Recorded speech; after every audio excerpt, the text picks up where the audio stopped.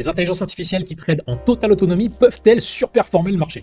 C'est la question que je souhaite me poser aujourd'hui et aborder avec vous, car sur les 27 modèles d'IA qu'on a lancés dans la AI Trading Arena et qui tradent de façon autonome sur le Bitcoin, le S&P 500, l'action Nvidia, la paire euro-dollar et le gold, eh bien il y a des IA qui s'en sortent sacrément bien.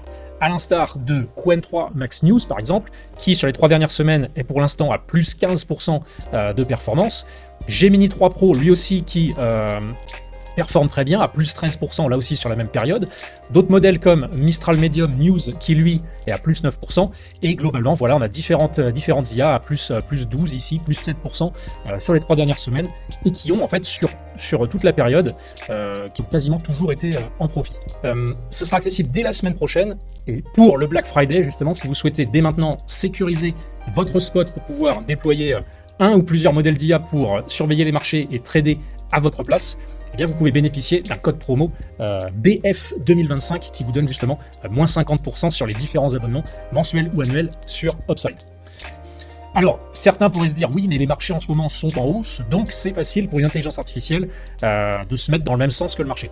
Eh bien, il s'avère que ce n'est pas le cas, justement. Sur les 3 dernières semaines, les marchés ne sont pas nécessairement en hausse. Si on regarde ici le Bitcoin, lui, donc depuis le 7 novembre, le jour où on a lancé la saison 2 de la AI Trading Arena, donc où les 27 modèles ont commencé à trader, eh bien lui actuellement, là, à l'heure où on se parle, il est à moins 9% sur la période, et il a même, entre son point haut et son point bas, il a essuyé un moins 25%. Donc là, le Bitcoin, lui, clairement pas en hausse. Si on regarde le S&P 500, lui, sur la même période, il est à plus 2,5%, après avoir essuyé un moins 5% en quelques semaines. Donc globalement, là, le marché a monté, a baissé et est un peu revenu à son point de départ. Si on regarde le gold, lui, il s'est légèrement apprécié, enfin non, plus que légèrement, pardon, 5% de hausse, après certes aussi des oscillations. Donc ce qui s'est produit, c'est qu'en fait, on a globalement latéralisé sur la période. L'action Nvidia, elle, prend sur les 3 dernières semaines environ un moins 3%, après avoir subi un drawdown max de moins 15%, et la paire euro-dollar, elle est complètement flat sur les 3 dernières semaines, à seulement plus 0,23%, et on trouve un peu la même structure sur le S&P 500, c'est-à-dire on a monté, on a rebaissé, on est remonté, donc on a latéralisé. Donc globalement, vous voyez que les différents marchés n'étaient pas en mode super bullish avec une hausse entre guillemets très facile à surfer. On a des variations qui étaient vraiment différentes d'un actif à un autre, certains en légère hausse, d'autres en forte baisse. Donc les marchés tradés par ces 27 IA n'étaient pas justement tous en hausse. Et pourtant, ces IA ont, si je puis dire, je ne vais pas dire parfaitement, mais ont très très bien géré les différents microcycles par lesquels on est passé sur ces dernières semaines, les différentes phases de hausse, les différentes phases de baisse, les ranges aussi, puisqu'elles ont, pour la plupart, sont parvenues à dégager de beaux profits, puisqu'on est pour certaines, je vous disais, à plus 15% sur des marchés qui, eux, globalement, n'ont quasiment pas augmenté. Donc ces IA s'en sortent très bien. Et ce qui est, j'ai vu ça tout à l'heure, ce qui est très prometteur, justement, parce que la question qu'on se posait, c'est est-ce que des IA qui tradent en totale autonomie peuvent surperformer le marché? Si on regarde sur les 27 IA qu'on a mis en compétition, il y en a 14 pour l'instant qui sont rentables. Donc 14 qui sont rentables sur les 3 dernières semaines, donc 13 qui, elles, sont comme on le voit en perte. Donc on pourrait se dire, bon, bah, en gros, c'est 50-50, il y a une IA sur 2 qui est rentable. Donc ça n'a pas trop d'intérêt. Or, si on calcule le PNL total des 27 IA, donc la somme du PNL de chaque intelligence artificielle sur les 27, et bien là, on arrive à plus 6% de performance. Donc si on crée un indice qui venait en fait pondérer chaque IA de façon égale, et qu'en fait on a cet indice qui vient répliquer en fait la performance moyenne de ces 27 intelligences artificielles. Donc ça c'est hyper intéressant puisque ça me fait un peu penser au stock picking en bourse. Si on voulait essayer de trouver quel va être le meilleur cheval sur les prochaines semaines, les prochains mois ou les meilleures années, bien entendu c'est aussi jouer avec le feu. Ça peut certes payer, mais ça peut être contre-productif, car si on ne trouve pas le bon cheval, eh bien potentiellement on va sous-performer un indice. Même chose ici avec des modèles d'IA. Donc pour rappel, on a 27 modèles, puisque il y a 9 modèles globalement, mais on a créé 3 versions de chaque modèle. Une version qui trade uniquement en se basant sur les données de prix, une seconde qui trade uniquement en se basant sur les actualités financières, économiques et politiques, et une troisième version qui, elle, trade en se basant sur l'analyse technique.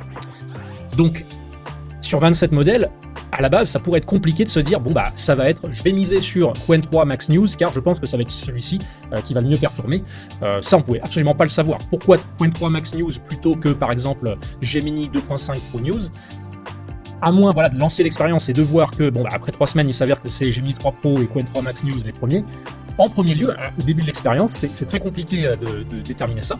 Par contre, la logique de se dire, bah, moi, je ne sais pas quelle va être la meilleure IA, je ne sais pas quel va être le meilleur cheval, donc je vais en fait me positionner sur une sorte d'indice et donc suivre 27 intelligences artificielles qui vont trader en parallèle. Comme je disais, je trouve ça extrêmement prometteur justement de voir que peu importe qu'on choisisse une IA ou pas, si on veut se positionner sur chacune d'entre elles, on surperforme premièrement non seulement le marché, voilà, là c'est sur les 3 dernières semaines, donc c'est pas encore suffisamment représentatif, mais on verra sur les prochains mois.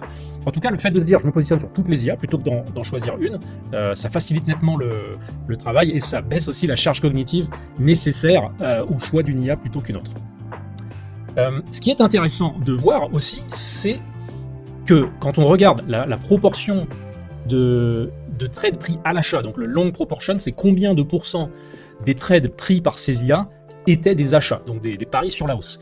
Eh bien, on peut voir que c'est vraiment mixte. Par exemple, Qwen 3 Max, le premier, lui, a pris 52% de trades à l'achat et 42% de trades à la vente. Donc, parce que ces IA font du long short, donc elles peuvent aussi parier sur la baisse des marchés, ce qu'elles ont fait, et ce qui était très bien.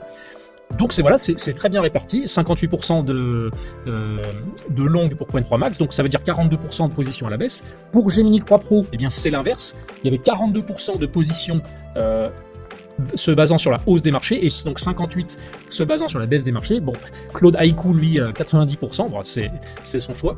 Mais globalement, comme vous le voyez, on n'est pas très loin en fait du 50-50. Donc ces IA ne sont pas biaisées à vouloir nécessairement parier sur la hausse des marchés, mais savent très bien aussi prendre des positions vendeuses quand il le faut, quand elles estiment que soit les actualités sont pessimistes et donnent un biais baissier, ou soit quand les différentes données techniques ou indicateurs techniques, si elles font de l'analyse technique, mettent davantage les probas vers une baisse des marchés. Donc on ne peut pas justement dire oui, mais les marchés étaient haussiers sur ces dernières semaines, donc les IA ont juste surfé la hausse, puisque non, on voit que une position sur deux, globalement, était un long, et une position sur deux était justement un short. Donc la question maintenant, c'est de savoir si, et ça sera très très intéressant à surveiller, c'est de savoir si sur les prochaines semaines, sur les prochains mois, et ce qui est intéressant de suivre, c'est qu'on a de la volatilité en ce moment sur les marchés, c'est de continuer de voir et d'observer si ces IA continuent de surperformer absolument en fait chacun de ces indices, ou même continuer de surperformer tous ces indices si on devait s'exposer à tous ces indices et faire un panier qui s'expose au Bitcoin, au S&P 500, à Nvidia, à l'euro et à l'or. Car potentiellement c'est ça le futur du trading, c'est pas d'être soi-même devant ses écrans à analyser des graphiques, faire ses tracés et attendre de passer ses ordres et cliquer, c'est de retranscrire sa personnalité de trader, son profil d'aversion au risque, ses critères d'analyse, les marchés qu'on souhaite surveiller, toute l'expérience qu'un trader a et toutes ses connaissances, de les transmettre à une intelligence artificielle qui, elle, du coup, derrière, va se charger de faire le travail 24 heures sur 24 pour nous. En tout cas, si ce type de technologie, ce type d'outils et de solutions vous intéresse, vous pouvez suivre ça sur arena.upside.com, et très bientôt, pour être exact, la semaine prochaine, on va justement vous permettre de déployer vous-même votre propre trader IA, c'est comme ça qu'on l'appelle, puisque ce sont des IA qui tradent sur tout type de marché, comme vous le voyez. Donc dès la semaine prochaine, on va vous permettre de déployer vous-même votre propre trader IA sur les marchés de votre choix, avec la personnalité aussi de votre choix, en surveillant le type de données de votre choix, que ce soit des news, des données techniques, des données de prix et autres. Voilà, c'était une sorte de petit point sur l'AI Trading Arena, car plus on avance dans le temps avec cette expérience, plus elle devient vraiment fascinante, car chaque jour qui passe, on a des nouvelles positions, donc chaque jour, chaque semaine qui passe vient ajouter différents points à notre échantillon statistique. Le but, c'est vraiment de voir, là pour l'instant, vous voyez, on est à plus d'une centaine de trades quasiment par modèle. On va bientôt arriver, du coup, avec un peu de patience, on arrivera à plus de 500 trades par IA, et là, c'est là que ça commence à vraiment devenir représentatif si une stratégie ou un modèle donne vraiment un avantage statistique par rapport à du simple buy and hold, ou par rapport à une stratégie de trading qui serait éventuellement exécutée manuellement par un humain. Donc Donc voilà, c'est très prometteur. Pour l'instant, on a plus de 100 trades et c'est déjà très intéressant de voir que ça surperforme largement.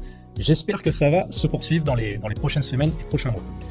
Voilà, je vous rappelle, je vous mets un lien dans la description de la vidéo, arena.upside.com. Vous avez aussi le code promo Black Friday si vous souhaitez déployer votre propre trader IA, ou alors sur upside.com si vous souhaitez backtester et automatiser vos stratégies de trading sans besoin de coder quoi que ce soit, uniquement à partir d'un texte. Vous formulez votre idée de stratégie ou ce que vous souhaitez tester sur les marchés, et en 2 minutes, vous avez les résultats et c'est prêt derrière à être automatisé sur votre portefeuille.